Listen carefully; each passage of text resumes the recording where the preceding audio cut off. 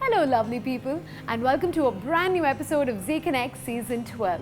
They say happiness is achieved when you are not waiting for it and make the most of the moment you are in. So I have decided I am not waiting for the next weekend, and I'm going to live in this moment and make the last few hours of my holiday count. And if you are willing to do so, then your good time starts now.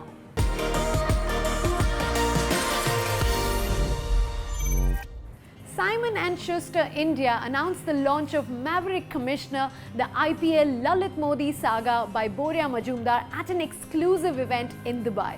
The evening saw the most awaited book being unveiled by Pullela Gopichand, Chief National Badminton Coach of India. Join us to know more.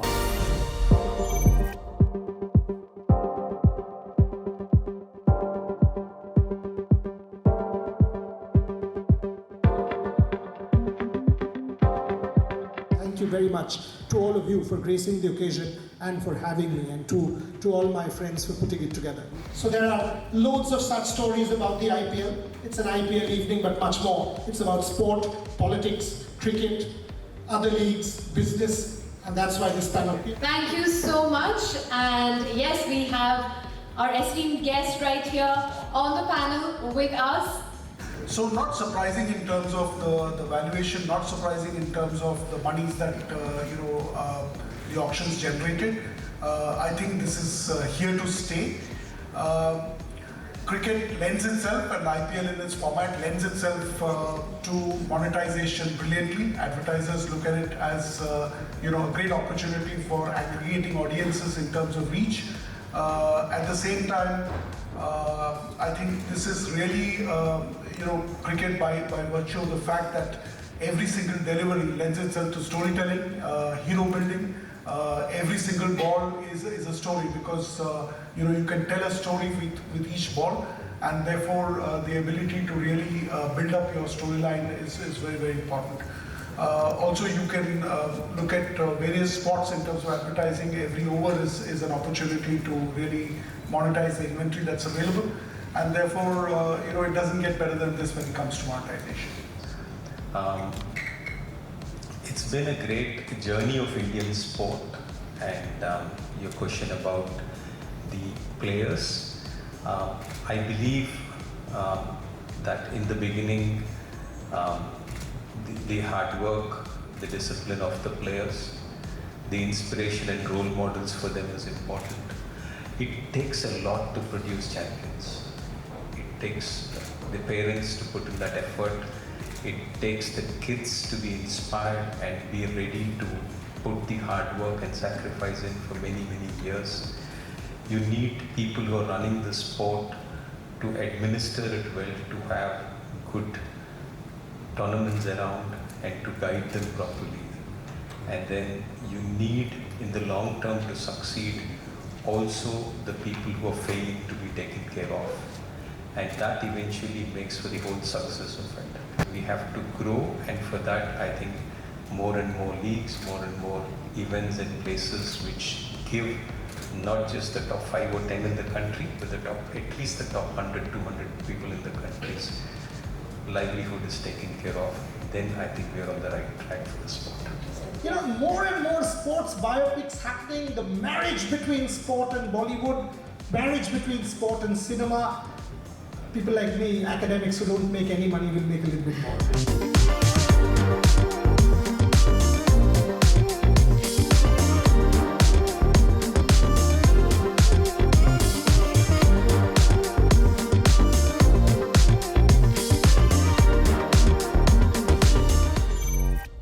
If you're a fan of sports, and that too cricket, then the next story after this break is for you. Stay connected with us, and I'll be back soon.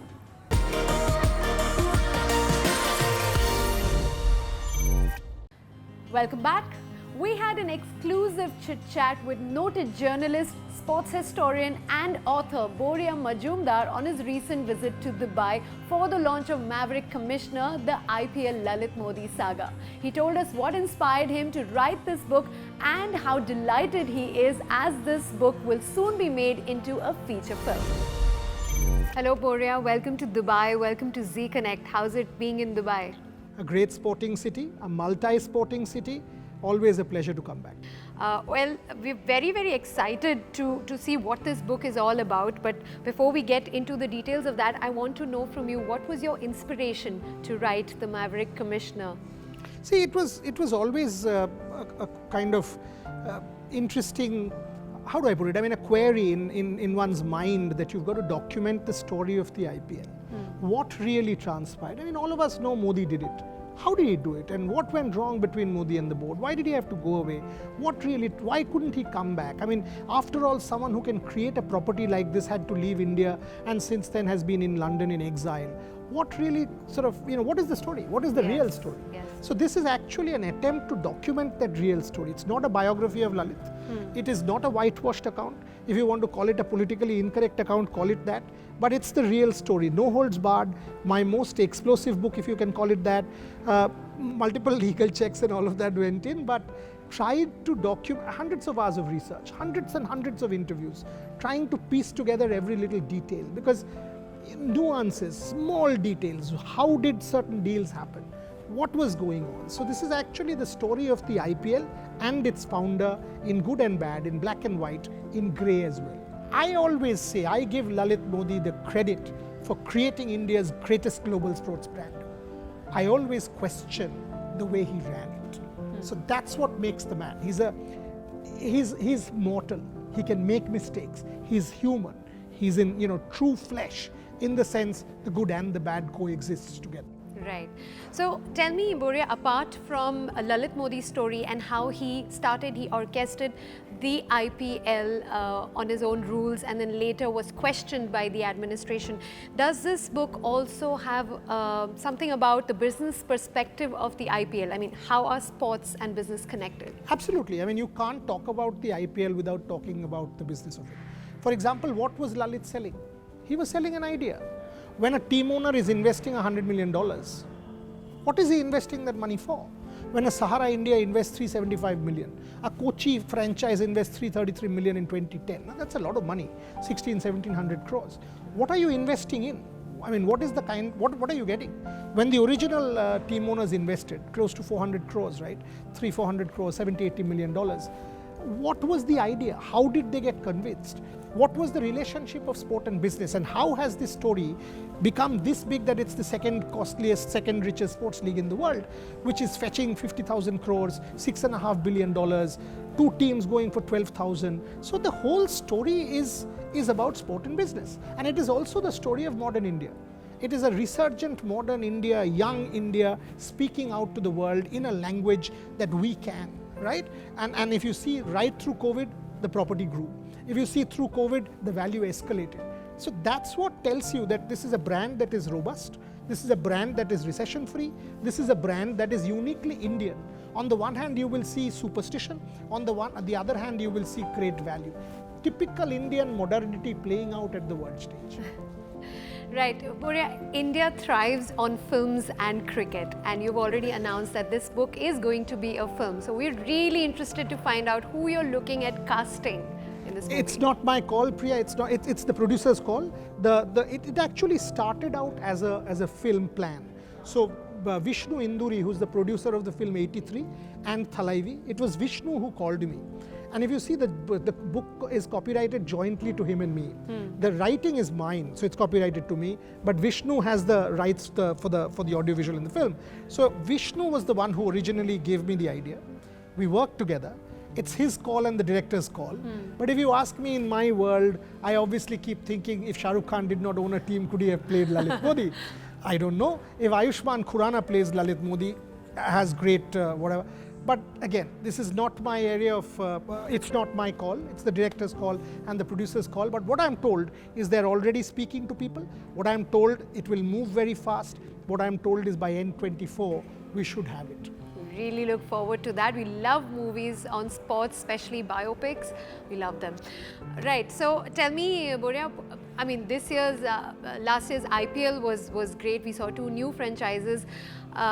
So much change, people moving, players moving from one team to another. Do you have a favorite IPL team currently? No, because I don't. And the only reason for that is, for me, every night India wins. So for 2.5 months, you don't need to bother about India losing. India, did not win the World Cup. Something's going wrong. Who cares? Yeah? At the end of the day, India wins, go to bed. So I don't have a favorite IPL team per se. Yes, as a Bengali, if KKR does well, I'll have my Nishtidoi. That's okay. But per se, no. I have my favorite players. I have my favorite players for sure. So when a Rohit Sharma scores runs, I feel great. When a Jasprit Bumrah picks wickets, I feel great. So I do have my when a David Warner gets back, and I like stories. Stories of adversity to triumph, like a Warner, like a Yash Dayal, like a Hardik Pandya. So these kind of stories I love, and as a storyteller myself, that's what. So I don't care who wins the IPL. I want the IPL to win, because with the IPL winning, India wins. Perfect. Well, to sum it up, as an author, would you tell the audience why they should pick up this book and read it? If anyone's interested in sport and in business, you should read it. If anyone's interested in the backstory of the IPL, you want to read it. If anyone's interested in the controversy and the juice that the IPL is all about, you want to read it. I can promise you, this is a no holds barred, no nonsense kind of account. It is politically incorrect, in black and white, puts out facts, takes no sides, takes no position. As I said, it doesn't judge. I'm the narrator here. The judgment is for you. It's for the viewers, it's for the listeners, it's for my audience. They will judge Modi, not me. Great. Thank you so much for talking to us, Boria. It's been a pleasure to have you with us. Thank you so much. Dubai is always Bollywood's favorite place when it comes to shooting and promoting films. The film cast of Rocketry, the Nambi Effect, was in Dubai, where we got a chance to meet up with the team and talk more about the film.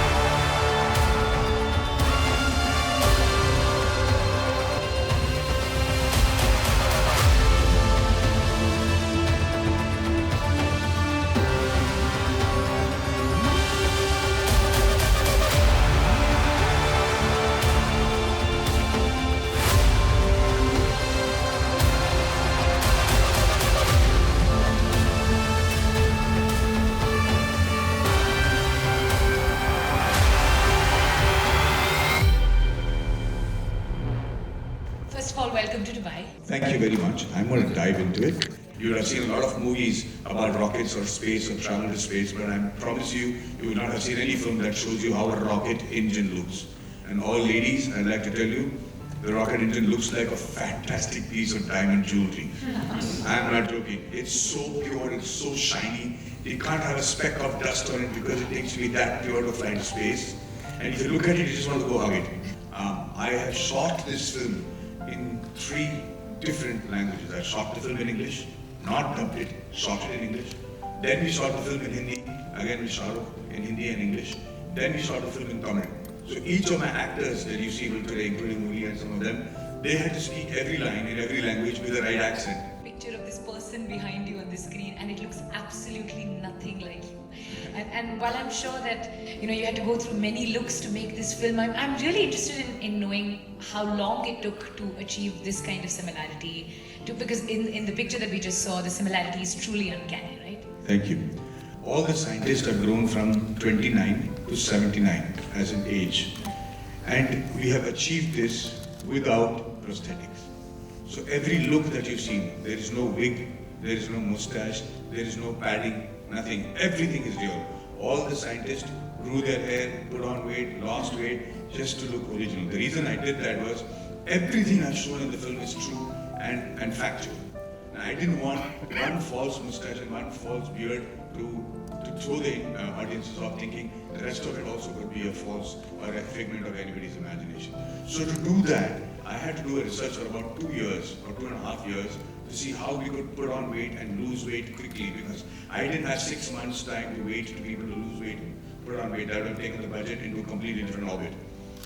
I actually had my actual jaw broken and my teeth changed to look like Dr. Nambi Narayan. I did not know much of his stories, and I grew up abroad, so I didn't know what was happening in India. I don't want to use that as an excuse, but I felt very ashamed that how come I did not know such a thing that happened in India. So I felt, there was something that I was missing. There's a lot that has happened here, but I do not know about it.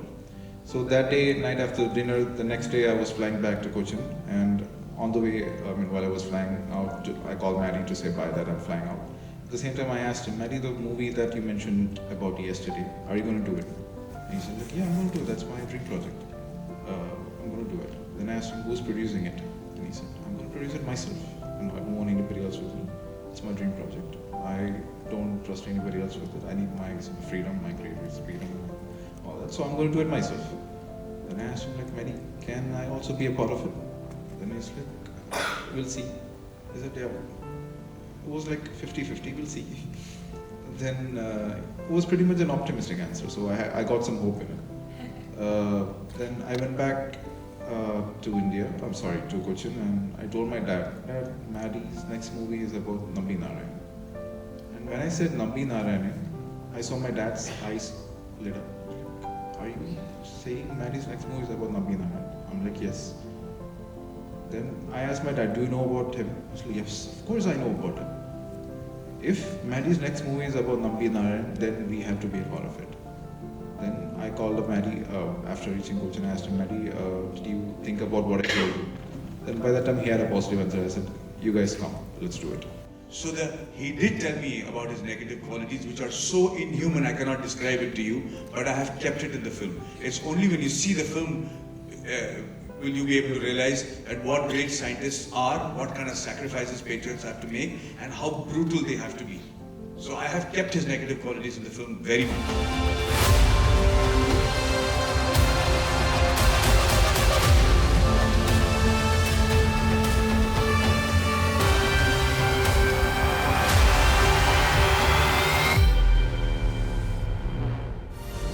There is so much more going ahead in the show. We'll take a short break now, but do join us back.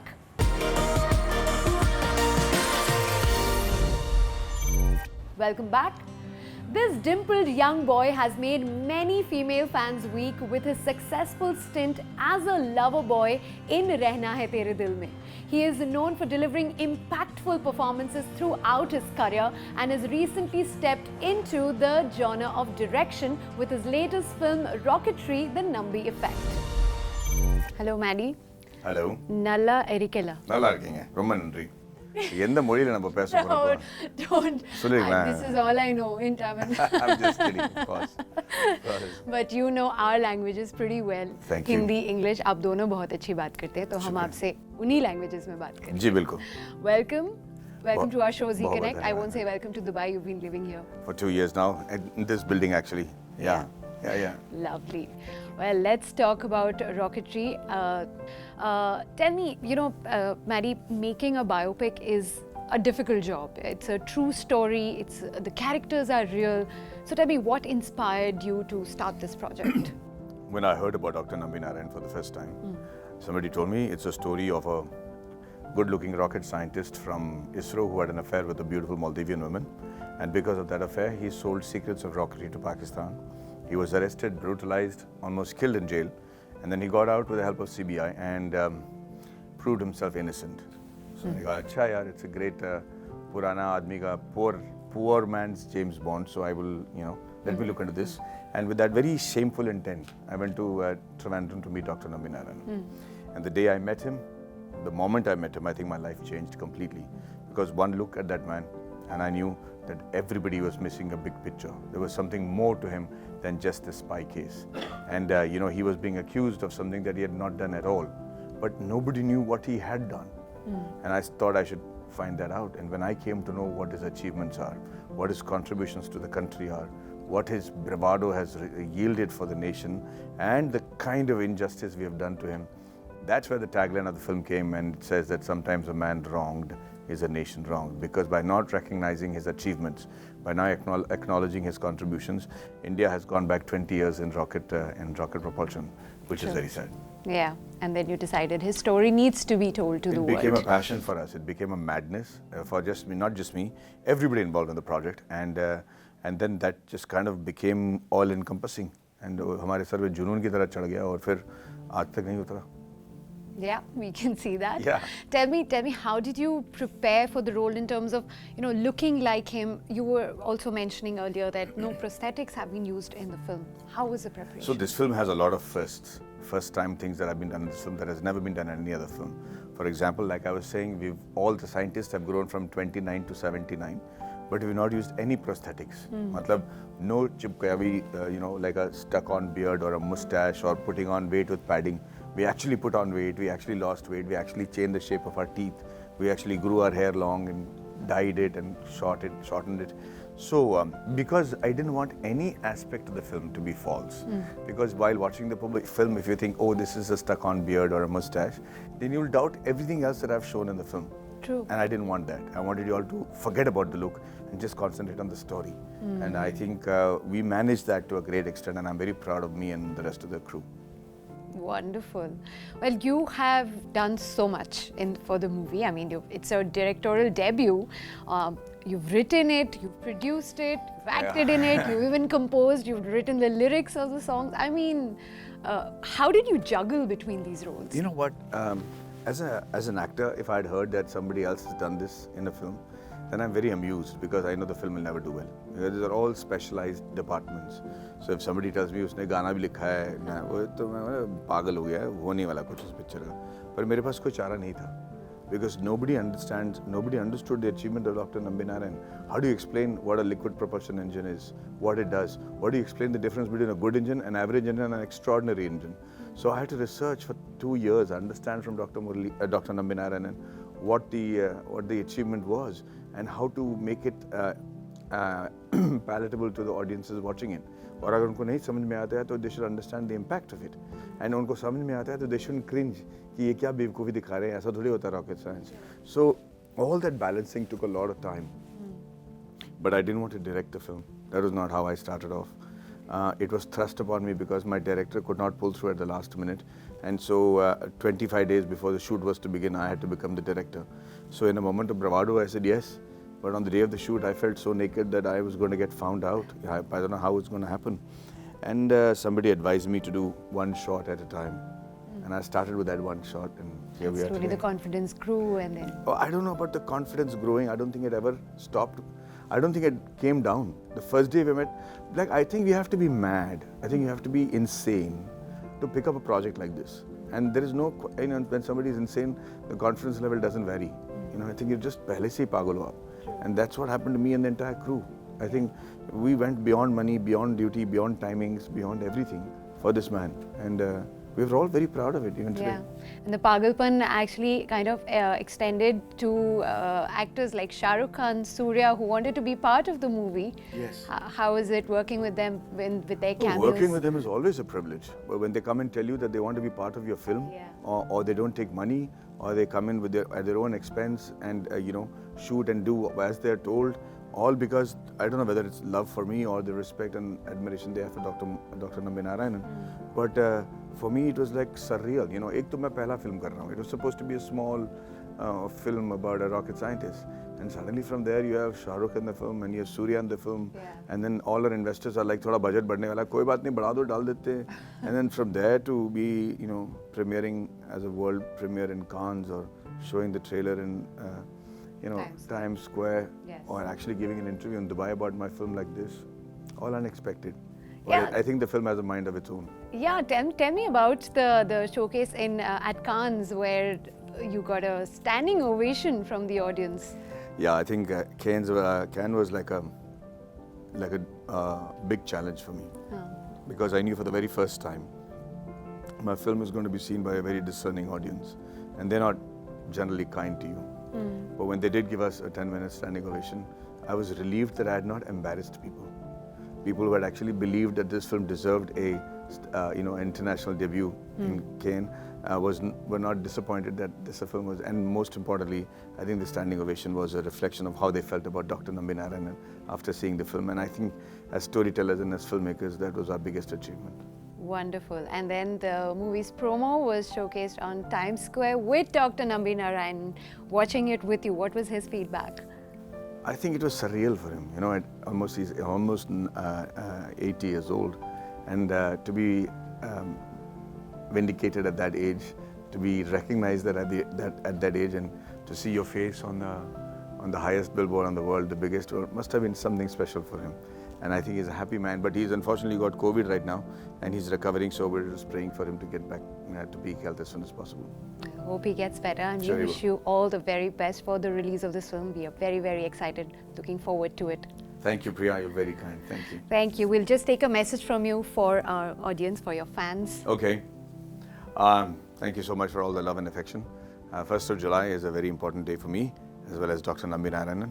But I think more important than that, it should be a very important day for you as well, because you get to know of a hero that you should have known about in the very first place. And if you didn't, then this is a chance to pay homage to him. That's all for today. I'm going to take your leave with a promise to be back next Sunday. Until then, please send your feedback to us through our socials. Also, I want to remind all the super moms who can shake a leg to send us your performance video or YouTube link on marketingme@zee.com if you want to stand a chance to be featured on this show. Hurry up, we are waiting to see you perform on Zee Connect. Take care.